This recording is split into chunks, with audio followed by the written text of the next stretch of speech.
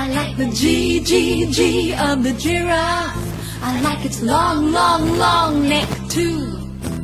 But the thing I like the best, the very, very best, are the big brown spots all through. Yes, the giraffe has brown spots. So, today we're gonna draw giraffe. আজকে আমরা চেষ্টা করব giraffe আঁকানো, আর এর জন্য আমরা দুইটি colour pencil আর একটা সাদা কাগজ নিয়েছি। প্রথমটা আমি দেখিয়ে দিচ্ছি আপনাকে, তারপরেটা আপনারা নিজে নিজে প্র্যাকটিস করবেন আর আপনাদেরকেও দেখাবেন। প্রথমে আমরা একটু কালার নিয়েছি, কালার দিয়ে সুন্দর করে টেনে তুমি অবশ্যই পারবে। এই যে একটা, এবারটা আপনারা নিজেই করবেন। এই যে এখান থেকে ধরে টান দিবা, বাবা কিভাবে সোজা টান দিয়েছে ওভাবে করে টান দিবা। আমরা জিরাফ আঁকানোর জন্য সর্বপ্রথমে একটি শক্ত, যদি কারো কাছে প্লাস্টিক থাকে আর যদি না থাকে এরকম, আমরা এই যে খেলনা এডুকেশনাল বোর্ডের এই নাম্বার দিয়ে আমরা শুরু করেছিলাম। এখানে একটু কালার নিয়ে নিব, নিলে এটা একটু শক্ত, তাই টান দিলে সোজা আঁকার হবে এবং এভাবে স্মুথ যে কালারটা সেই জিরাফের বডিটা আঁকানো হয়ে যাবে। আর এই যে দিচ্ছি হচ্ছে জিরাফের কান,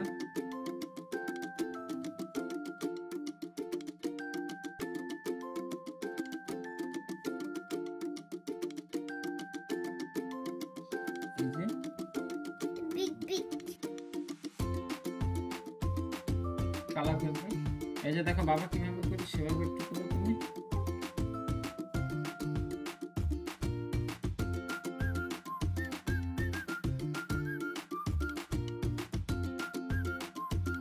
জিরাফের বডি, হেড, চোখ, নাক, মুখ বানিয়েছি। এখন একে একটু মেকআপ করে দেওয়ার দরকার।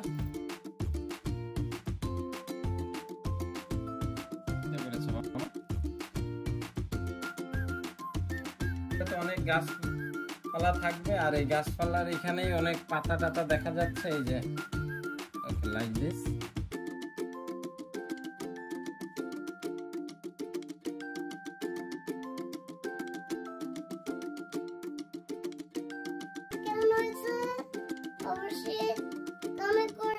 আপনারা এখন আপনাদের সামনে জিরাফ এঁকে দেখিয়েছে।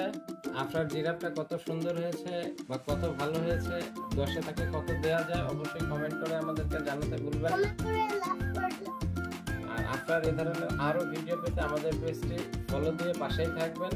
দেখা হবে আবার অন্য কোনো অ্যাক্টিভিটিতে। থাকুন, ভালো থাকুন, সুস্থ থাকুন, আল্লাহ হাফেজ। Watch my video, give it like, subscribe, and then go to the live and subscribe. Give it thumbs up.